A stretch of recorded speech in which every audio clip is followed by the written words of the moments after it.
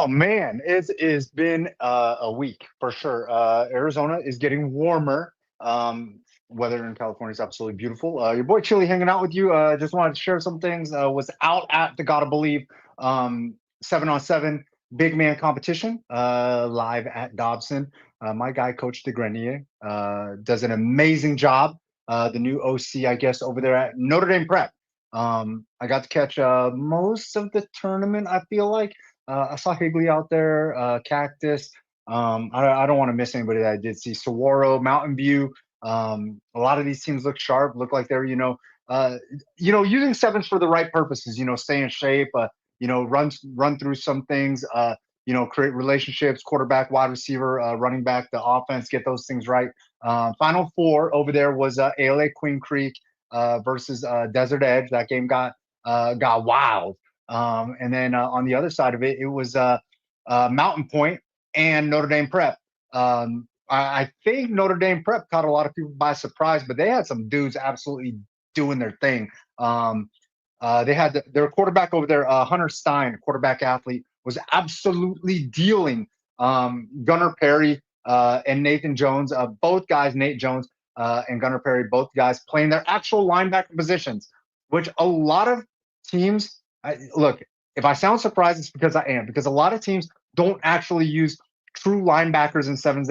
They parade a bunch of defensive backs out there masquerading as linebackers. I'm going to bring somebody on the show who can tell you a lot about that.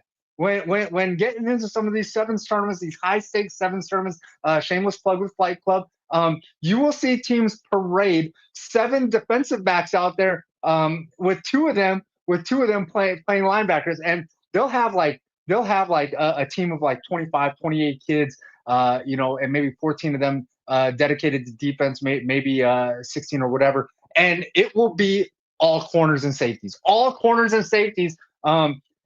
trying to make life harder for these quarterbacks, but it's okay because these quarterbacks use it to sharpen their skills, polish some things. But anyways, Notre Dame Prep using two genuine bona fide linebackers out there. So I just wanted to shine some light on that. And then they also had a pair of wide receivers, handling business, Decker Smith and Jace Wright. But Mountain Point caught them, gave them, kind of delivered that L in overtime. Christian Escobedo was absolutely sharp out there. Looked really, really good, living up to the hype, all that freshman hype that he got. So, he made the big pass in overtime, longest yard or longest player, whatever you want to call it. Makai Nelson, Aiden Rodriguez looking spectacular. Gabe Cordova really doing his thing, giving defensive backs fits. Josiah Smith, LeGarrette Blunt, a bunch of those guys. LeGarrette was going both ways too, really helping out the defense. And then Zay Simmons. Look, I know that there's a lot of questions regarding one of the posts that was made, but Zay Simmons was out there handling business, giving receivers fits. So I just wanted to show some love to some of those guys. And then ALA Queen Creek on the flip side of it, they got to play Desert Edge on the other side of the Final Four bracket. Britton DeWitt, Talon Scott, Khalil Bender. They had some dudes absolutely handling that business. Just came up a little bit short. Desert Edge, though, new fella, long wide receiver, Davon Standard, looking the part, looking all of 6'3" plus.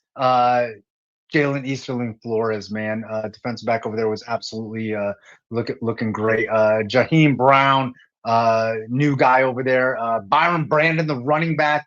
Marshawn Coleman, Mikhail Davis, Derek Sidney. All of these guys were handling the business. Blake Roscoff, the super talented 2027, who's been absolutely on fire in the recruiting season. So, it was cool to see. It was cool to get out there. Desert Edge ended up winning, sweeping, taking the big man championship. Also, I got to see shameless plug to my guy, Jacob Saliga. I did get to see him coaching out there, doing some of the sevens work. I did not watch any of the big man competition, but I heard that it was very, very competitive. So that's exciting. I do got a special guest. Super blessed. A kid that I've been following along the way, pretty much his whole high school career. He'll let you know. I watched him when he was when he was just a freshman, and he had the split time. And then I also got a unique opportunity, which I don't do much of. I caught him on JV.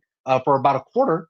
And I'm gonna get into all that stuff. But super special day for my guy, new NAU commit, and I'm gonna let him tell us all about it, how that came about. Brodie Vehrs, the one and only Basha quarterback who was absolutely cooking last year. I'm gonna catch up with him 2 seconds. Your boy Chili, hang out with us for a little bit.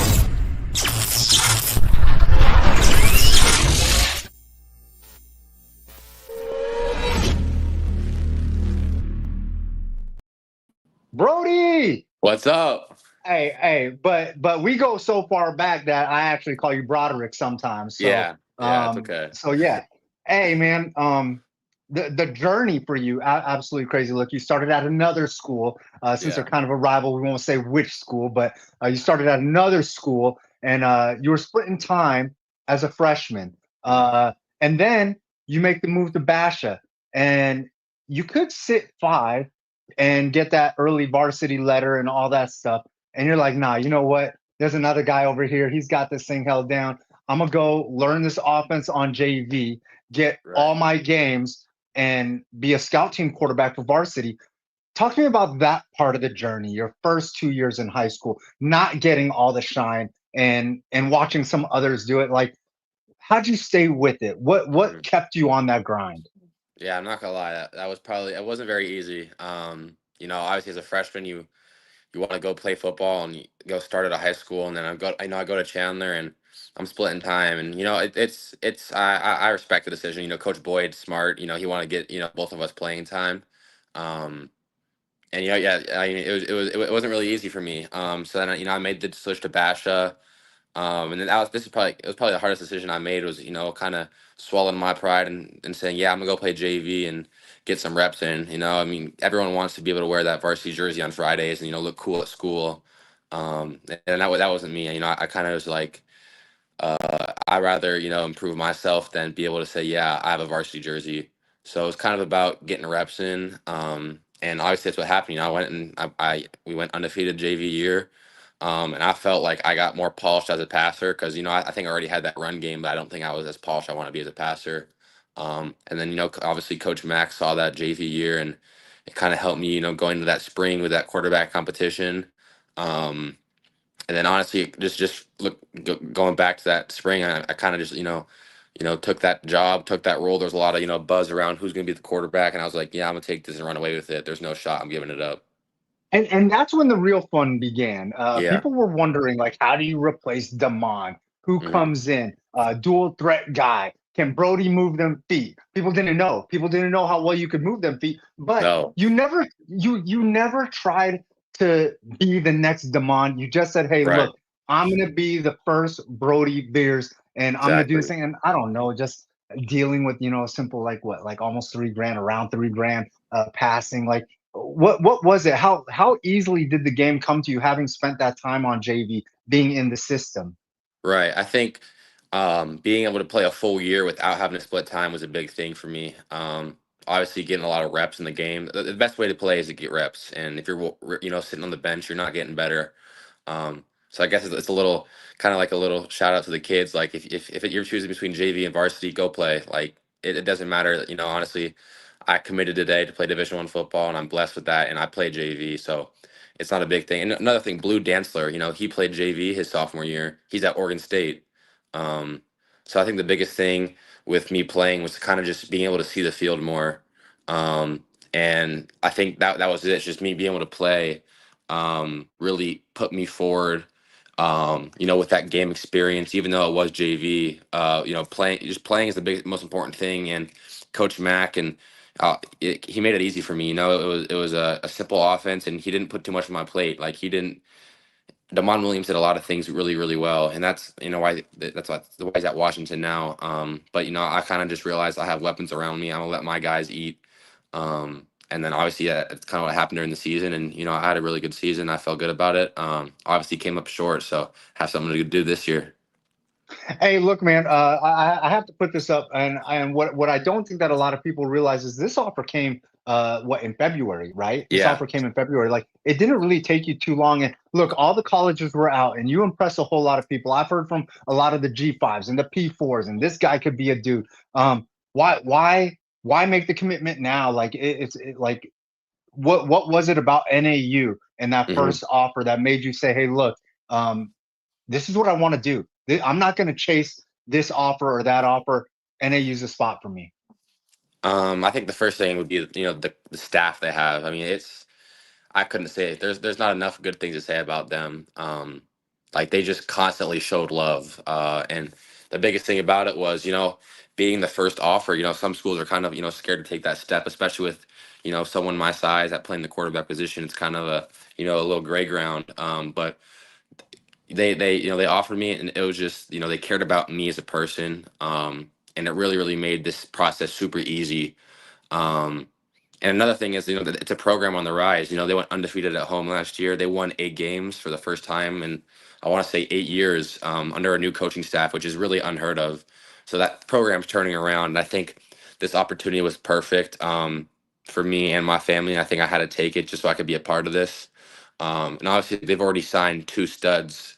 Gabe Sema, he's from Colorado, and they have a Yes. receiver slash safety from California, and they're both studs. And I've reached out to both of them, so it's kind of building that relationship now, with them. Because I want this 2026 class to take, NAU to, a Big Sky championship. I want to go win something big, and keep this program going after what happened this year. So I think the biggest thing that stood out was just, them as the staff, and the culture there is amazing. You step in that campus and you step in that football weight room, you could see it. It's just energetic, and the coaches love being there, and it kind of radiates to the players as well. Hey, let's go back a little bit. Let's talk about Basha. Look, no secret. And if I don't ask this question this way, like everybody's gonna be like, "Oh, Chili, you're not doing your job. You're throwing these softballs up to these kids." Liberty, the kryptonite for Basha. How do you guys get over that without getting too much into the Liberty side of it? When you guys look in the mirror, like how do you get over that? I think the biggest thing, we have summer camp tomorrow, so it's kind of about getting in that mode early. 7-on-7, people, you can go play football, a t-shirt, some shorts, that doesn't matter. We're trying to get into that big boy football and get this thing kicked off early. And I think, back to the deep senior class this year, we have a lot of 2026 starting. Um, and that loss, that wasn't fun at all. I mean, you play 15 weeks of football just to lose in that last game. It sucks. So, and all our seniors, we were there for that. We were a part of it. So I think the biggest thing is us. This is our last shot. We can't have another year after this. There's no, coming back for that fifth year option. So I think it's kind of about putting that, the foot on the neck and just give it your all. I mean, I think we realized how bad that hurt us and how crappy of a feeling it was. And I know as a leader, I don't want to experience that again. So I'm gonna make sure, you know, getting this. I think, getting this commitment, kind of finalized. It's going to really help me, lock in on my high school season, which is a blessing. So I can give that, back my all, which I'm super excited for. So this camp is going to be a big tell to see, who's really in it to, play that 15 week schedule that, get to that open division state championship. So, yeah, just kind of bouncing back and realizing, it's hard, but it's even harder when you lose. So I think, we got to get that win. All right. Before I let you go, Brody, I got to know you got a great quarterback coach away from Basha and my guy Trey Anderson, ground up, right? And then you got a super solid quarterback coach at Basha in Coach Boyd now, like kind of like a Right. reunion. What's it like having those multiple voices? Because there's a lot of kids that are wondering, like dealing with private quarterback coaches and having to deal with their own quarterback coaches. How do they juggle that? How do you suggest doing that? I think it's finding someone who truly breaks down the game for you. And with me, I've had two quarterback trainers I go to. I switch off. And actually, it's funny, Chase Cartwright, he coaches at San Antonio Charter. He played at NAU. I've been Oh, okay. coaching with him for I think like 5 years now. And then so Chase, he's more of a quick game, like kind of like a get your feet, like, get your mechanics right type of guy. And it's good to have both. And then I have Rudy Carpenter. He's all up here. It's all mental with him. So it's about finding someone who produces for you and helps you understand the game more. Because a lot of these guys, for trainers, they look for trainers who are going to get them more likes on Instagram and stuff like that. I Um, thought that you trained with ground up a little bit. Is no, that am I yeah, mistaken? yeah, I've never trained double ground up. Oh, my bad. Hey, I thought that you trained with Ground Up. I thought that I'd seen some videos of you because I think that there's a quarterback competition coming up. So my bad. Shout out to Rudy Carpenter, Yeah, who I know does a great job, and Coach Cartwright. I know both of them do a great job. right. So I actually I think I am doing that Coach Anderson quarterback showdown just because I want to compete. Why not go out there and have a little fun on a a little nighttime action for the football. So I think I will be doing that. But yeah, I think the biggest thing for looking for a trainer is someone who helps you not only like yeah you could be a great player, but the person aspect of it too, like having the mental part of the game, the emotional, like the leadership part of it. So I think I found two great guys who really helped me with that, and then having Coach Boyd at Basha has been a blessing. I played with him freshman year, obviously, so he knows me a lot more than some of these coaches at Basha. So it's been great having him around because he's a great support. But I think yeah, just finding someone who isn't in it for the Instagram clicks or like the fame. Find like I, I'm gonna say it, Coach Cartwright and Coach Carpenter. They don't post really about football training at all on Facts. social media. Facts. Which That is definitely facts. yeah, I'm not in it for the social media. I'm in it for training. That's the biggest thing for me is getting out there and training. You could see me work, you can't see me work, but just know I'm putting in that work either way. And obviously, it showed on the field last year. So just find someone who gets you right and you feel that you're progressing with every session. All right. Hey, Brody. Hey, do your thing up at camp. I know that you guys are gonna be gone for a couple of days. And again, my bad. Shout out to Coach Carpenter, who I know does a great job because I know he trained like Devin Brown and Yeah. I want to say like Zach Shepard and stuff like that back in the day. And Yep. then also shout out to Coach Cartwright, who I also know does a great job having coach like Zayden Neal and turning Uriah Nillens into an athlete, into a Yeah. quarterback, and then now he's gonna go up to ASU as an athlete. So hey, Brody, congratulations on the NAU. Super excited for you, and can't wait to see you live at Flight Club because you guys Yeah. are going to be coming for those belts, yeah? Yes, sir. All right, man. I can't wait. Enjoy your night because I know you got a long 3 days ahead of you. Yes, sir. Have a good one, Coach.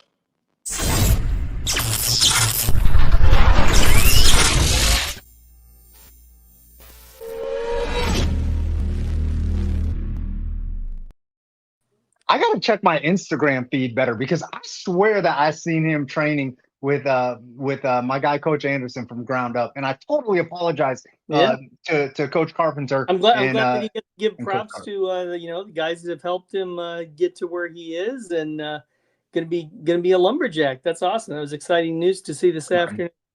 I know you're super excited about that. Yeah. I know. I'm excited for him. I just think the opportunity to play at the next level is always super exciting, and he's gonna have a ton of nice receivers. I think I was losing him a little bit at the end. It was a getting... little Okay. sketchy there. They're not at camp yet. You weren't getting the camp Wi-Fi there, but no, I think I was getting the phone blowing up. Congratulations, shout out to Post Malone. Yeah, because it was like in the 4 all o'clock. that stuff. Yeah, I think when I saw it, but yeah, quick inside the numbers on Brodie Vehrs. 2,915 passing yards last season.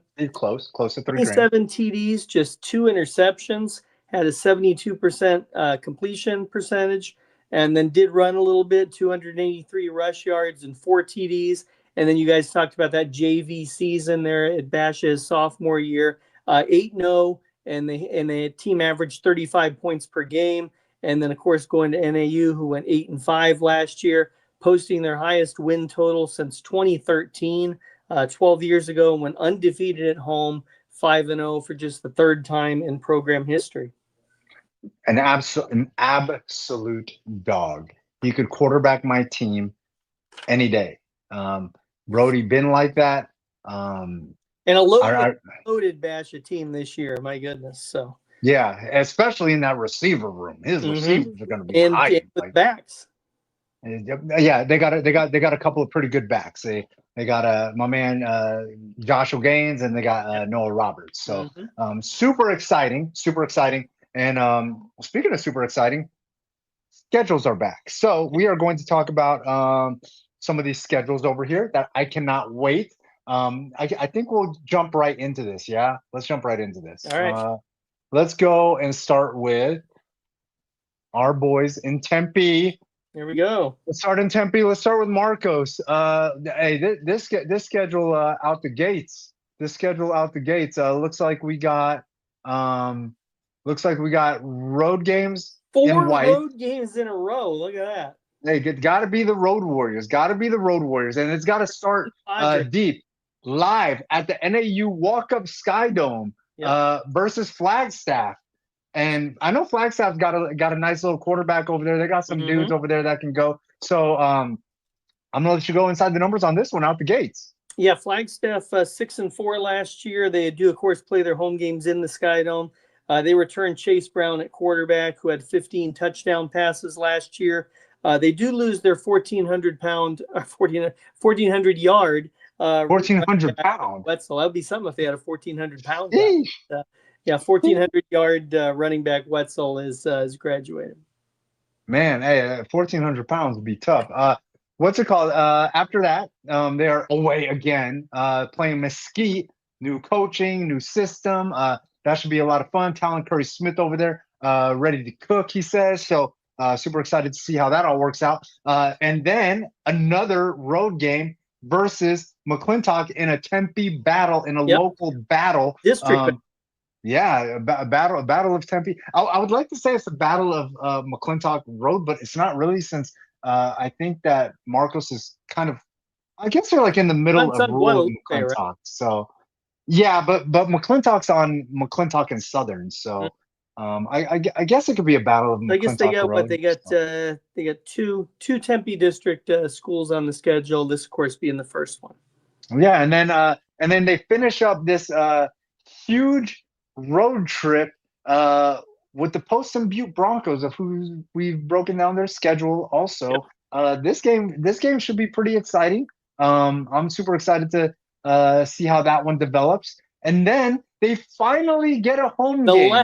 The last Friday of September, they finally get to play a home game. They finally get to play a home game. This one versus Snowflake, and man, that would be a heck of a deal if they had to do that one on the road. They had to do a fifth road game all the way at 3 hours out to Snowflake. Man, that would be absolutely brutal, because you got to think they'd have to go 3 hours to Flagstaff and then finish it up 3 hours to Snowflake. But they get Snowflake at home in the friendly confines, so Snowflake's gonna have to take that big bus ride. Snowflake took that bus ride last year. Snowflake's tough, though. Snowflake's always tough. After that, they are on the road again versus Moon Valley. That's region play over there on that side. And then home versus Independence. I'm gonna let you go inside the numbers on this one. Yeah, Independence 6-4 last year. They'll have a new starter at both quarterback and running back. They do return wide receiver Daniel Rodriguez, who had 627 yards and 5 TDs for the Patriots. All right. Then they're back on the road. Man, these guys, they get 6 road games. So it'll be interesting, because this is year 1 of the 2-year block. So theoretically next year they should get to start the year with 4 straight home games. Man, Coach Figueroa, all about that bus bonding to try to put this team together. They get Glendale. They get Glendale a smack dab in the middle of October. That should be fun. Coach York's crew always ready to go. And then they are home for their final 2. The first one being Greenway versus the Demons. I know that there's some new coaches over there at Greenway, and that team should be, by this time in the season, should be ready to roll. I'm highly curious how this game ends up. And finally, I guess this is a rivalry game of sorts. Yeah, because it's Tempe. They played each other for a long time. Sure, it's good to see Tempe back up in the 4A. Yeah, I'm hyped. Coach Freeman, he got a big dog over there, and Zion Walters, who's getting a little bit of attention. Nice little quarterback that can sling it. Some nice receivers that can go. This should be a lot of fun to watch, man. I can't wait. Finishing off the season versus Tempe, that's big time. That's big time. So how is Marcos going to make this work? Who do they got on this roster? Let's start off with my guy Nicolasi Tongai. I'm gonna butcher this name. Tongaiha. Kid's tough, big body. I'm gonna let you go inside the numbers on him in a minute. Offensive lineman, defensive lineman. They got Alejandro Gomez, super talented defensive back athlete, and they've had a ton of defensive back athletes, wide receiver athletes come through this place. The track program's been great for them. Jesse Berberena, guard linebacker, 2027 kid, strong as an ox. Brian Irick, linebacker over there, 2027 linebacker. Gavin Dixon, a 26 athlete, defensive back, wide receiver. He can absolutely go. Demetrius Davis, a running back in the 26 class, and David Jones holding it down in the middle of the offensive line at center. 2026 absolute house over there. These guys, they got some dogs. Coach Figueroa is super excited about this group, and he should be. And these guys are going to have to lead the way and be those road warriors, because this is absolutely crazy. 4 games on the road is insane. Yeah, you don't see that very often at all. It's you don't see it too often just to see 3 in a row to start on the road, let alone 4. To my I'm gonna let you take it away. Go inside the numbers on this program. Their school as far as construction or anything, so I don't think they asked for it. Marcos Deniza 2-8 last season. All losses came by 13 or more points. Their last playoff appearance was in 2022. The Padres have made the playoffs in 16 of the last 20 years. Head coach Anthony Figueroa in his 6th year as the Padres head coach, and they are in the 4A Black Canyon region, which is a new region in 2025. They were in the East Sky this past go-around. Looking at the offense, quarterback Jaden Lott, he's a senior. We finished school now. We can call them seniors. 984 yards, 8 touchdowns in 6 games played, 5 starts. Against Fountain Hills, he had a game 271 yards, 3 TDs in a 54-28 win. Running back Demetrius Davis, another senior, 481 yards, 8 TDs in that Fountain Hills game, had 217 rush yards and 3 TDs. And then a couple of receivers, Robert Camacho, a senior, 22 catches, 370 yards and a touchdown. And then Gavin Dixon, the 2A player you noted, 16 catches, 308 yards, and 4 TDs last year in his junior year. Over on the defense, you got Brian Irick, a junior, 74 tackles last season. Cornerback Jordan Jacobs Alsop is in his freshman year, had 19 tackles, 2 interceptions, and he also played quarterback in a couple games for the Padres as well, so he'll be a sophomore. Defensive end Nikolasi Tunga Wiha is what I'm going to go with here. Senior, had 55 tackles, 17 tackles for loss last season, and then safety Cortez Young, 42 tackles and an interception. Man, look, if I butcher your name, just hit me up and give me the pronunciation. I promise I'm gonna do my best. But yeah, hey, this Marcos team, I think that Coach Figueroa has them the way he wants them. I think that this 4-game road trip to start this 4 games on the road early is going to be tough, and it doesn't the 4 teams that they're playing are a little tougher than their region play is as well. Man, I think the 4 games on the road is going to prepare them for the region play and beyond, hopefully. I kind of want to take Marcos. I kind of want to take them for 6. I think that they might end up 500, but I think they could push this thing and try to steal a game somewhere and end up with 6 victories, 6-4, and try to make a playoff push of sorts. I like what they got going on here, and I want to go with 6. All right. No JV team last year for Marcos, just a varsity and a freshman. Freshman team went 4-2. Their 2025 schedule that we have there, only 2 of those teams made the playoffs last year. That'd be McClintock and Snowflake. Last year's schedule, they had 4 opponents that made the playoffs. They did have McClintock and Snowflake on there. They also had to play Yuma Catholic and Verado, so they don't play those schools this season. And their region there, Glendale, Greenway, Independence, Moon Valley, Tempe, and then themselves, none of those teams made the playoffs last year. So it's an opportunity for one of those 6 teams to be the turnaround team, and likely at least get into that play-in round, which we'll call playoffs, because if you lose, you're done. So it's a 24-team playoff. And I think the winner of that region will get a playoff spot there as well. I'm going to go 5-5. I just think that first 5 is pretty difficult. Yeah, okay. So that means that you think they might end up with 4. Okay, that's fair. Listen, I think you might They be might right. end up I think you with might. 6. I look. What I think it is that I think you might be right, and they might end up 5-5. But I just think that if they can survive those first 4 games, if somehow Coach Figueroa and the team can get a split, go 2-2, Mm-hmm. then I think that they set themselves up nicely I mean, to steal another game somewhere else. opponent, but yeah. Yeah, no, I mean, I mean, look, their region is such that just on paper, that they could go 5-0, or they could struggle, because everybody's kind of a pretty equal team. look, listen. I think Coach O is a fantastic coach over at McClintock. Mhm. Great hire. But Gridiron, I gotta ask you. The reality is, I mean, they lost Khalil Bender. Yep. They lost all those receivers. Yeah. And Scoggins, the quarterback, Bender, of course. all of them. Their quarterback. They lost all Bender those guys. They transferred lost them out. all. Yeah. How do you replace all of that by game 3 Right. without recruiting out of state? Well, obviously, yeah. I mean, it's McClintock is they're going to drop a little bit from the team that they're drop probably quite a bit from the team that we saw last year. They what would they go at 9-1 or something during the regular season? Yeah. And included in that was a 54-20 win over Marcos Deniza.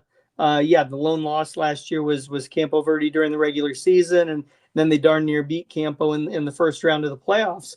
Yeah, But yeah, Jackson Knutson had to play the game. Yep. Yeah, he had his biggest game of the season. Bone Jackson. Playoff. It was well over 400 yards, I think, in that game. And all 3 of those guys also went both ways. All 3 of those receivers also went both ways. Mm-hmm. So you're talking about having to replace 6 positions in essence. The receiving aspect and the defense. I mean, yeah, the McClintock game is a winnable game, absolutely. And Tempe makes the move up from 3A. The only game on the schedule that I think you look at and immediately say it's going to be a loss is the Snowflake game. All the other ones could go either way. Yeah.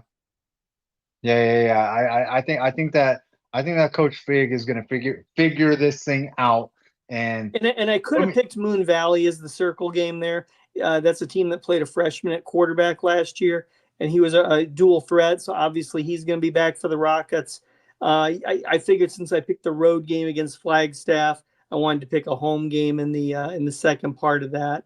And then Flagstaff is a team that was just on the brink of it there. Going 6-4 last season. Relatively close to being a playoff team, and if that's what Marcos wants, it's a big jump going from 2-8, to win 5%. Yeah, 100%. Man, this is crazy. Look, it's crazy. I'm just like I said, I think I got this team at 6-4. I like what Coach Fig has done. I like how he's trying to rebuild this thing and put this thing together. I think he's going to be okay. Find himself a nice little dealer that can get his athletes the ball and make this thing work. All right, next up, here we go.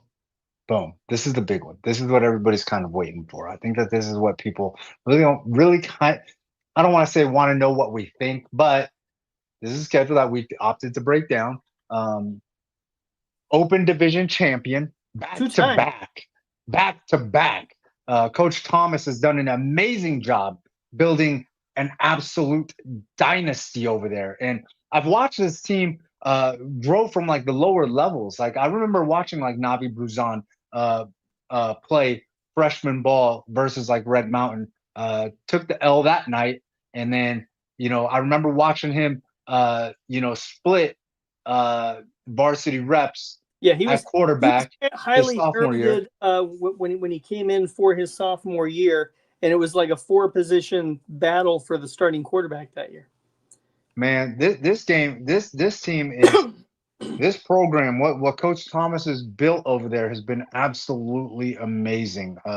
Love what he's done it the absolute right way. keeps all his kids at home in the program. No egos, nasty in the trenches.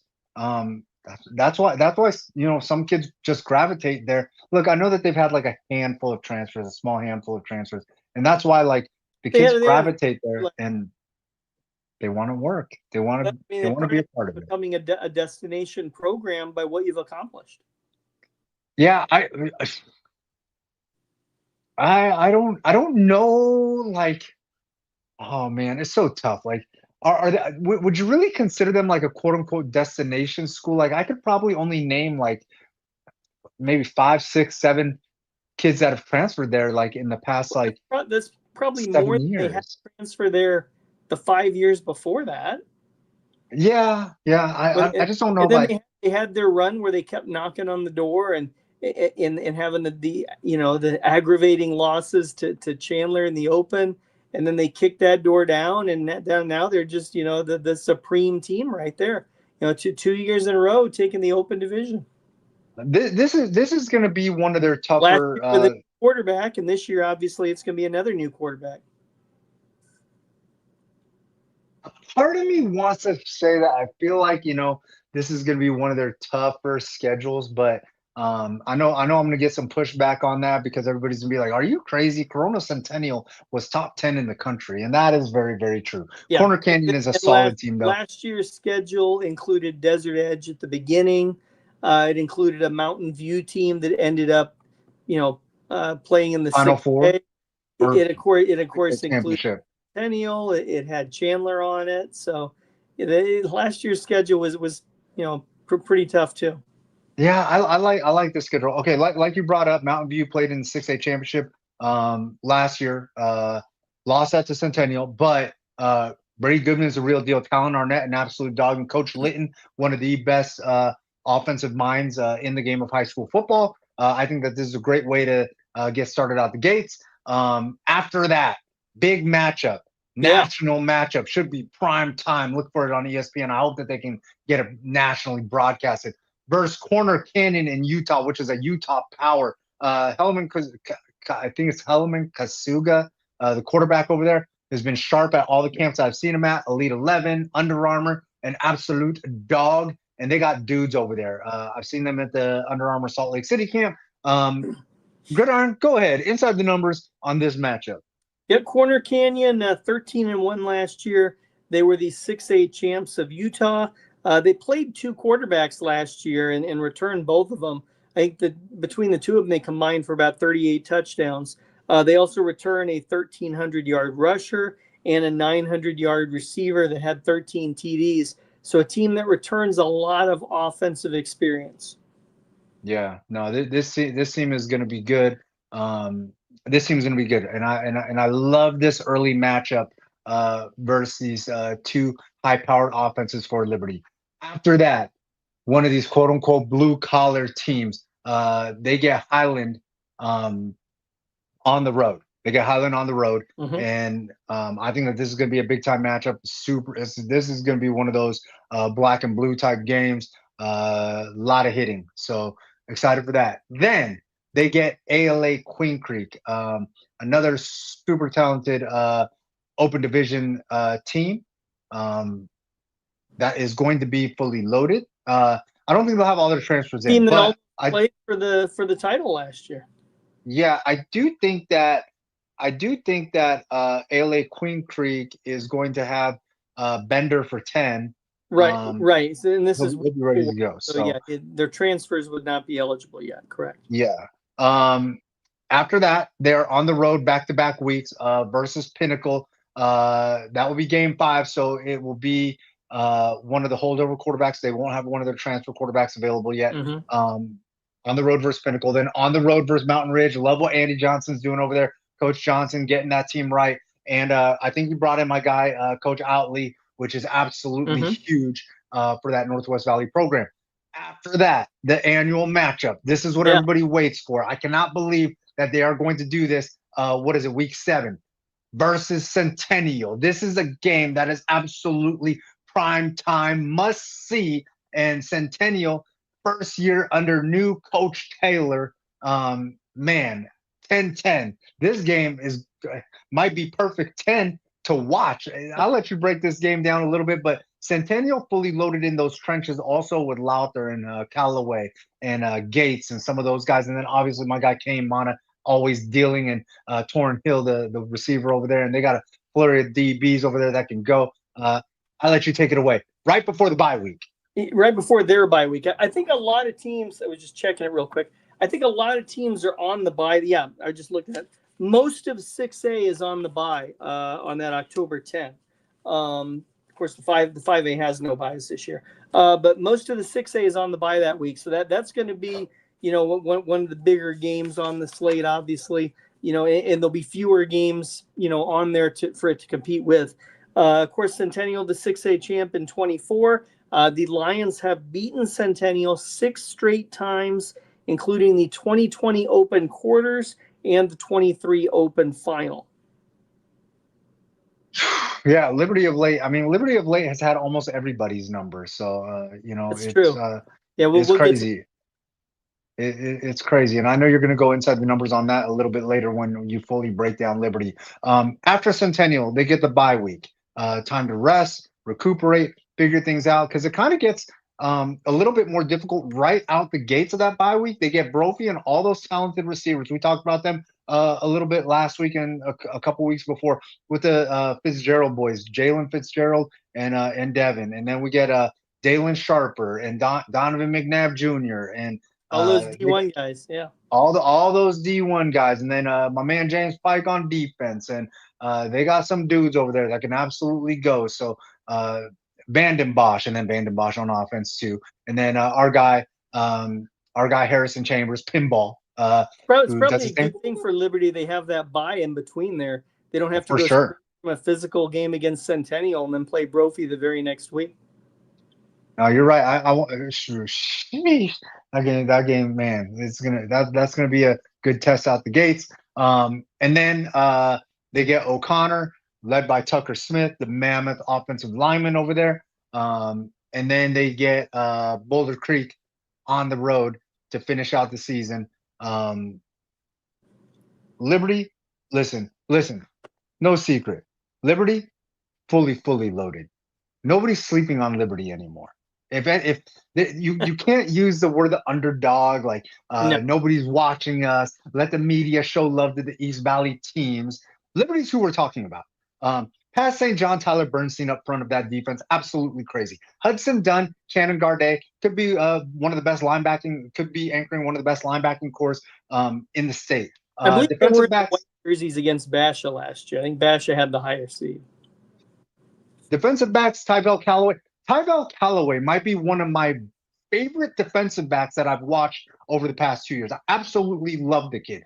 Always puts himself in the right position to make plays. Zethu's absolute dog. They got a pair of quarterbacks over there. Brady Stevens has been absolutely dealing on the 7th Circuit. And Jaden Pico, another dual threat guy, fantastic athlete. A pair of receivers out there, pass catchers, Cameron Siegel, Braxton Wynn, and then a super young kid, Caden Young, who I think is going to be an absolute star, one of the next stars for them. And then they also got Baby Gardet and another young guy over there too, and baby Win over there that are going to be absolute stars for them. Also part of an amazing program that Coach Thomas has built. And defensive coordinator, they might have the best one in the game right now. Nobody seems to be able to figure out how to make that thing break. Gridiron, take it away inside the numbers on Liberty. Liberty Lions 12-1 last season, repeated as the Open champ. We head into the season. They have a 24-game win streak against Arizona teams. Their last loss to an Arizona team? Has to be Chandler. Nope, it was Saguaro in the semis. Oh, that's right. I was there for that. It was again. It came right down to the wire as well.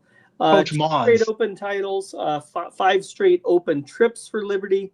They've had 16 varsity seasons and 16 playoff appearances. They are 23-13 all time in the playoffs, with a 6-game win streak. Obviously, head coach Colin Thomas in his 6th year, and they are in the 6A Desert Valley region. Quarterback Braden Stevens, he was the backup last year, did throw passes in 5 of the games. He was 13 of 15 in those for 223 yards, 3 touchdowns.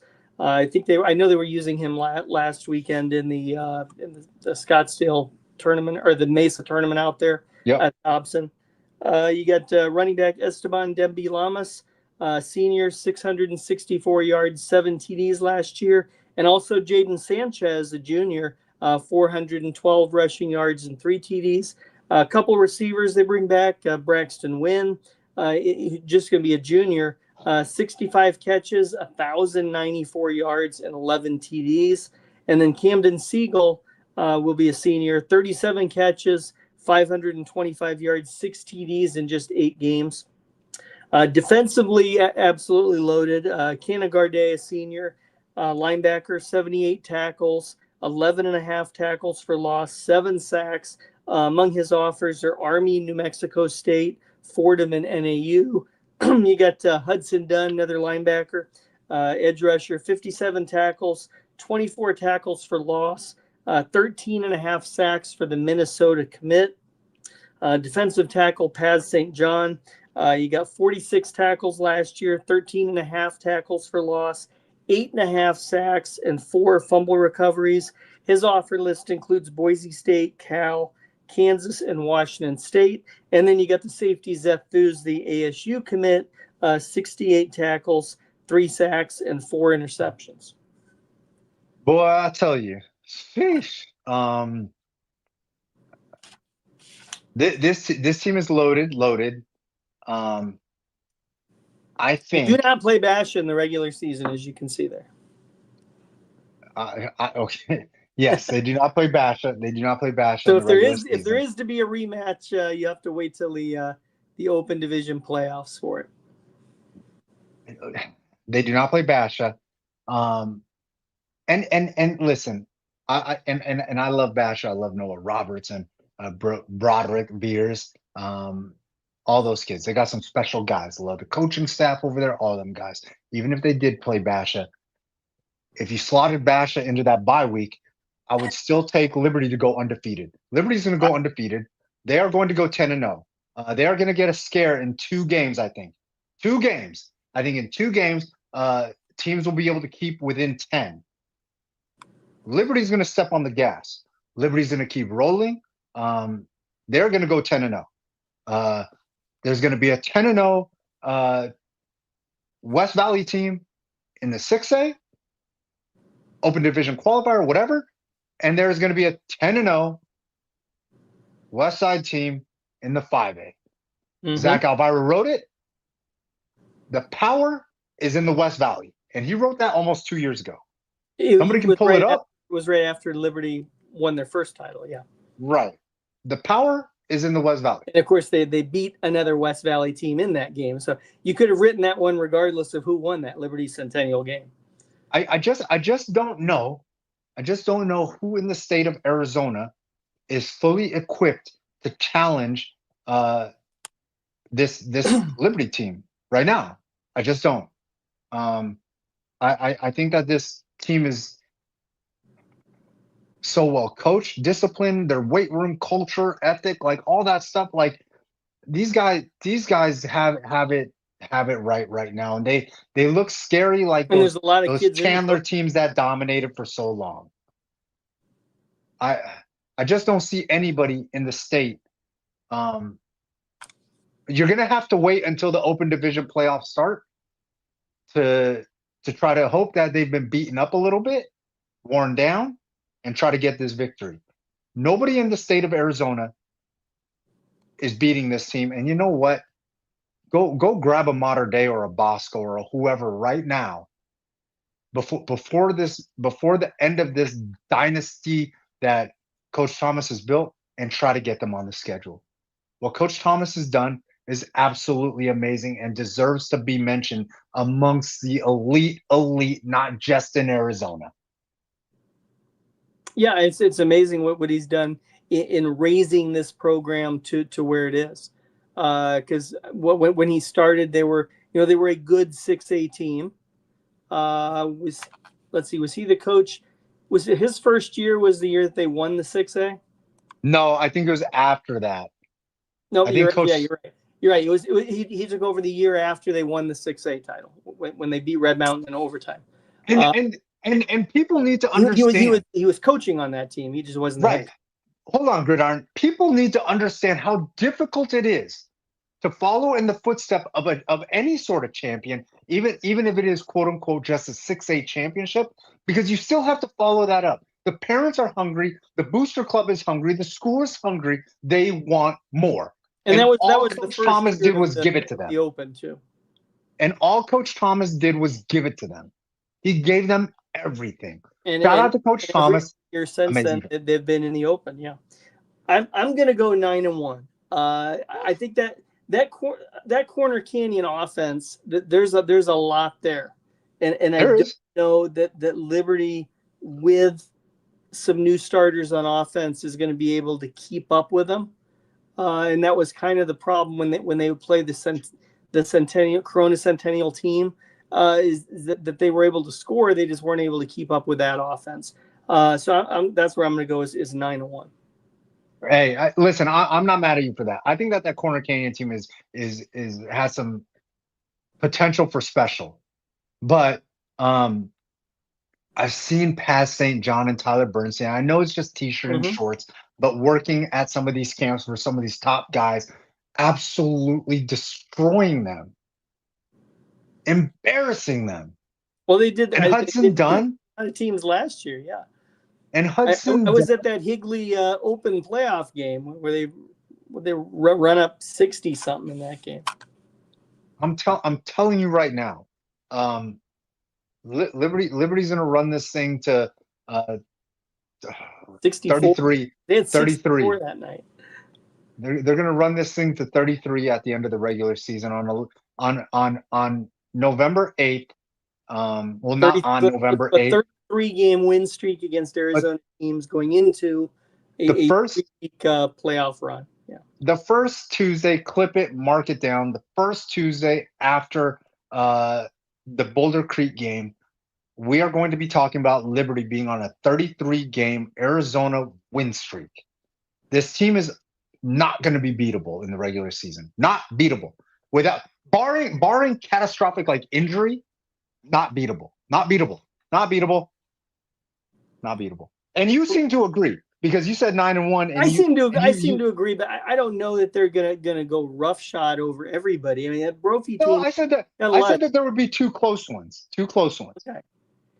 Two close ones. This means that I kind of agree with you about the Corner Canyon one, and then I do think that there's going to be. I was at their game last year against Pinnacle, where it was a 3-point, and they had that close one. They had Gridiron. Hold on. Gridiron. You were at that Pinnacle game. You were at that Pinnacle game versus one of the most special, gifted quarterbacks that we all love. Wyatt Horton throwing into the end zone, and they couldn't get it done.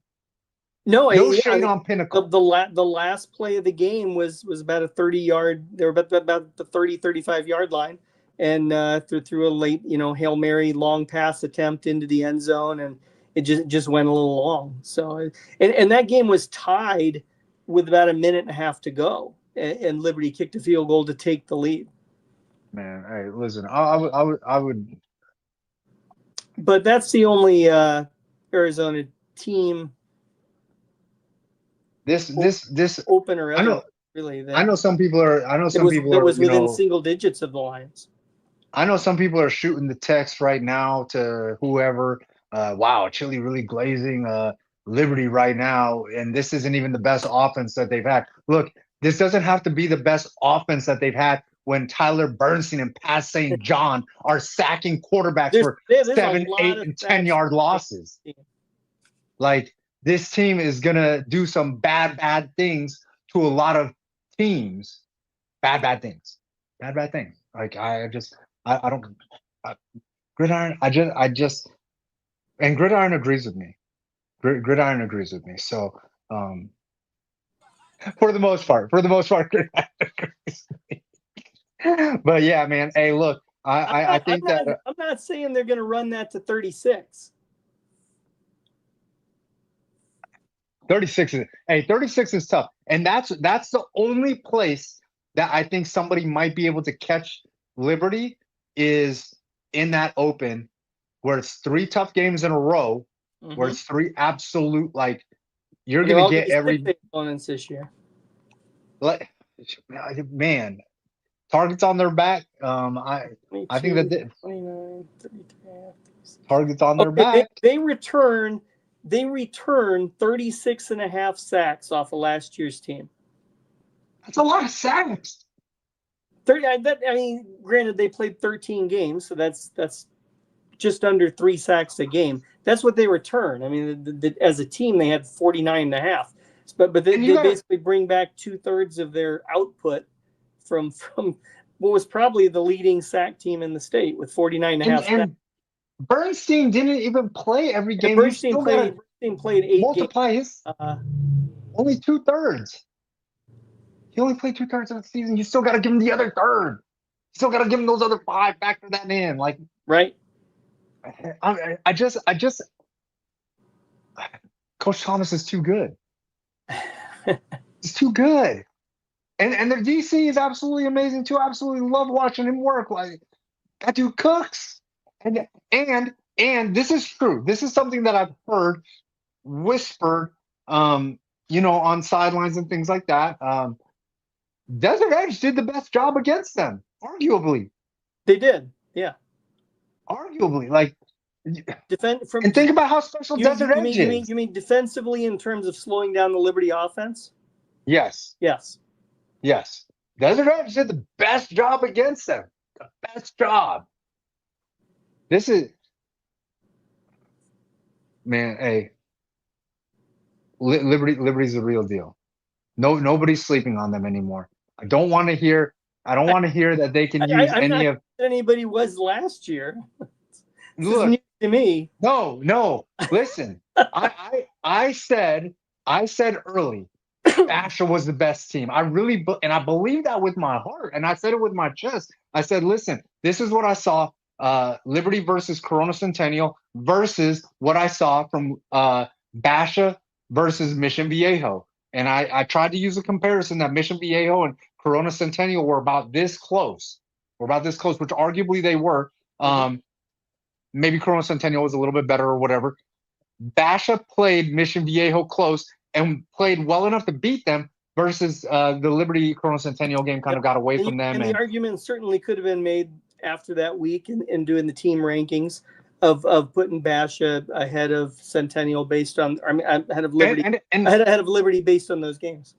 And it was, me and Ralph even made that argument, had that discussion. So, like, I mean, we did our best to to try to intellectually think about this process. Nobody's perfect. Nobody's perfect. The college football committee rankings, where you clean the slate every week when you do your rankings, you could certainly make that argument that we tried. I failed. I let everybody down. And I feel bad. Because, look, there's not going to be any media bulletin board material for Liberty next year. None. Not none. Zero. Is there Zero. a chance Basha could be the number 1 team going into the season? No, not a chance. Okay. No chance. They lost last year in the championship game. But that was last year's team. Everybody's not bad.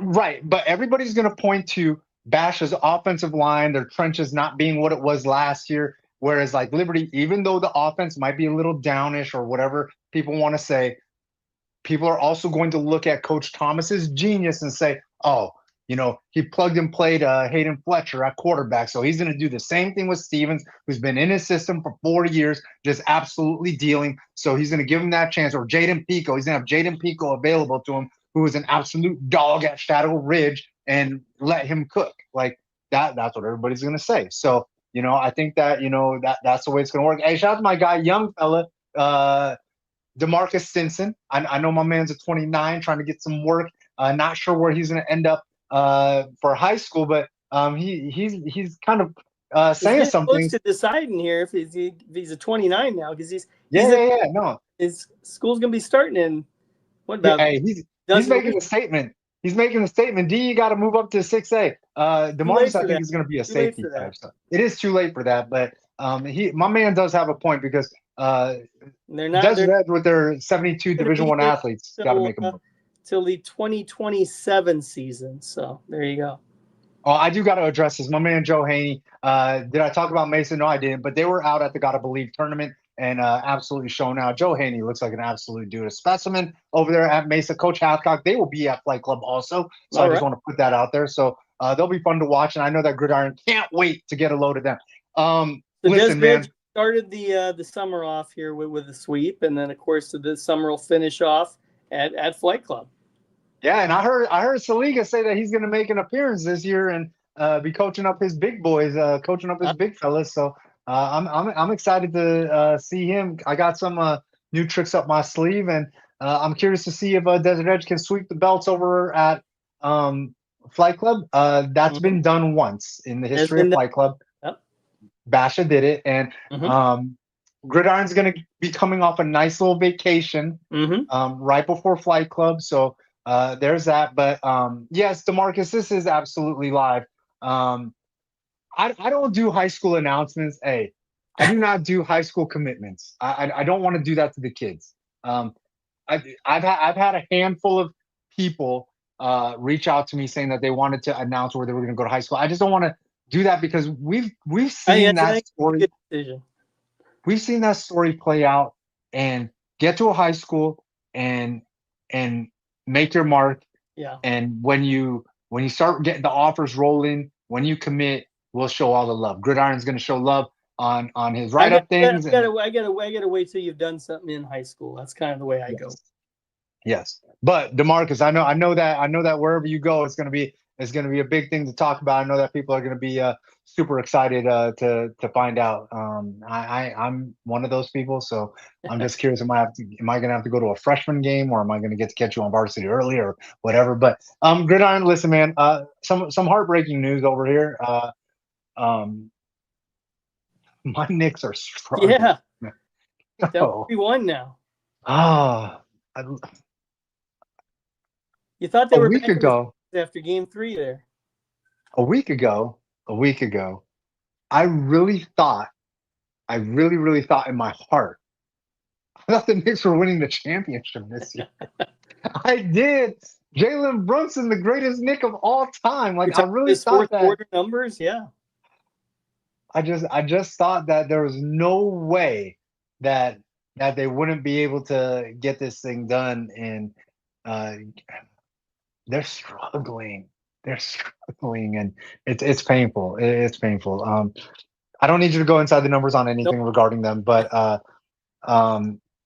NBA final stuff. What are your thoughts here? Who do you think's going to end up winning that thing? Well, I think it'd be a darn exciting finals if you get the up and down teams like OKC and Indiana in there. Yo, why would Minnesota fans are absolutely ruthless, chanting free throw merchant while SGA was shooting free throws? How brutal is that? That was crazy. It's reminiscent of the fans there the year the Suns made the finals, counting down the 10 seconds for Giannis. You know, that was funny though.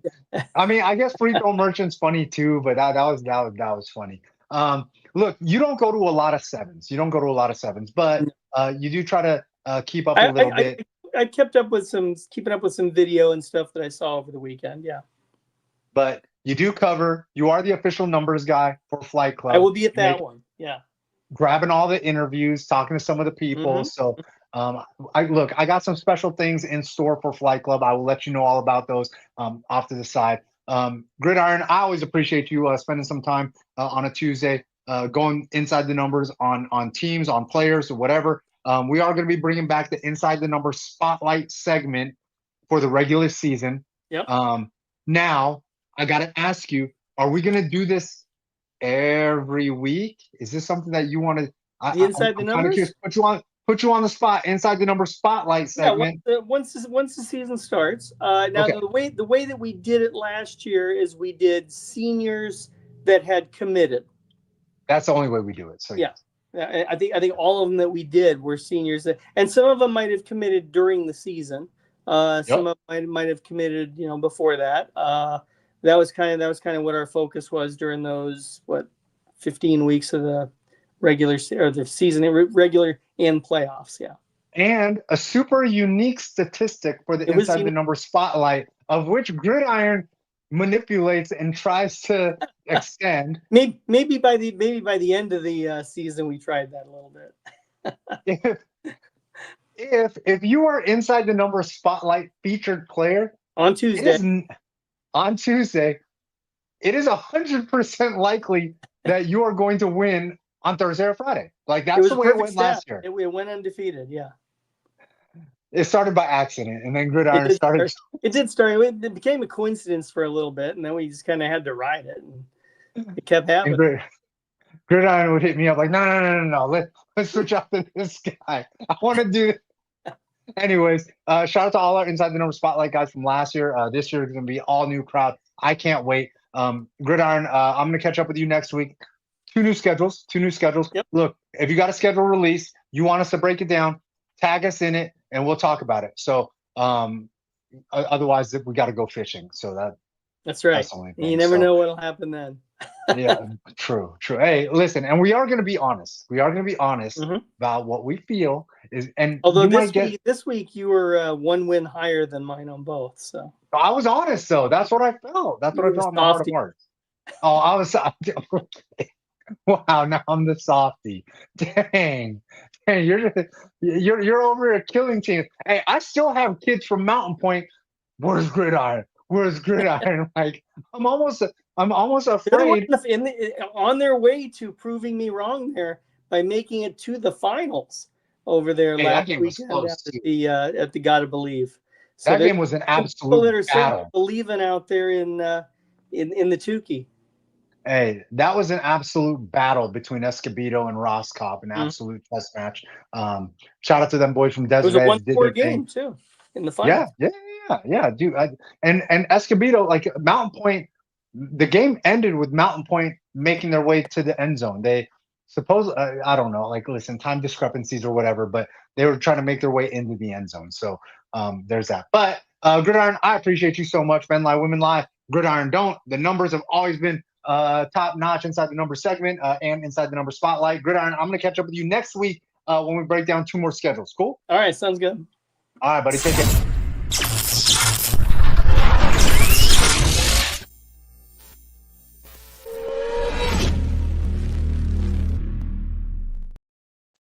Shameless plug on the Pocari Sweat. So trying to just stay hydrated. Your boy's trying to stay hydrated. Anyways, it was a little warm in Arizona, so just trying to whatever, just survive.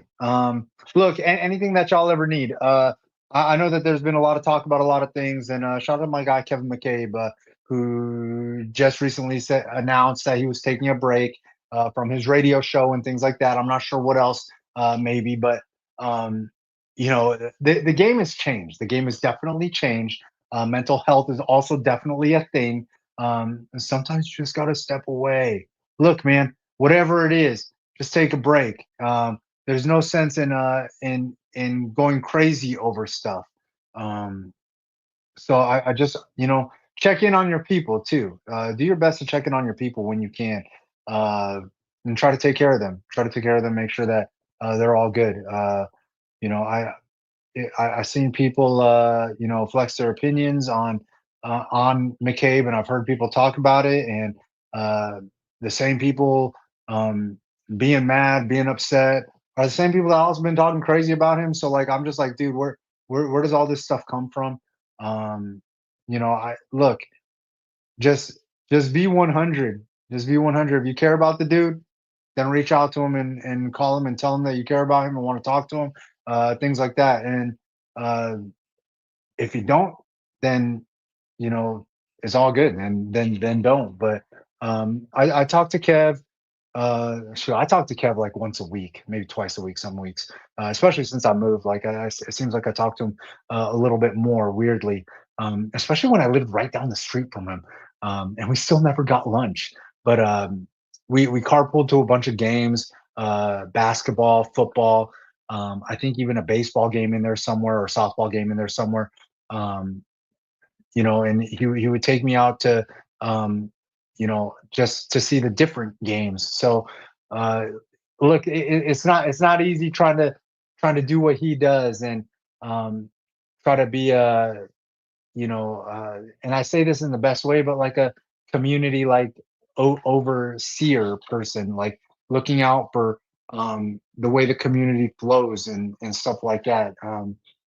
But he credits me for teaching him a little bit about the new social media stuff, how to handle Twitter and stuff like that. Even though I'm still not a pro, but he taught me so much too. So I tried to take advantage of having an elder mentor or whatever, and he was great. Brought me on his show great many times, and I'm super grateful.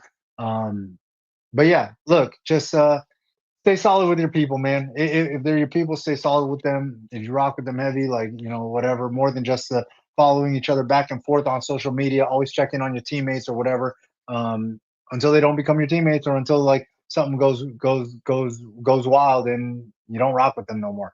Either way, it's all good. Your boy Chili, I'm gonna make my way out of here at Just Chili, Instagram, Twitter, Snapchat. Holler at me. Any questions that you have, also Just Chili .tv. Hit subscribe, show your boy some of that YouTube love, and Just Chili TV on YouTube and TikTok, which I haven't really been using, but I will start to get to that sooner than later. I will be at a bunch of the Sevens events. I'm going to try to hit U of A. I'm going to try to hit NAU, and I will definitely hit Arizona State. So hey, shout out to them Sun Devils. So absolutely cooking with gas. Coach Dillingham really got this thing right for all the haters that said that, oh man, they're never going to win games. Who's laughing now? Forks up forever. Y'all know.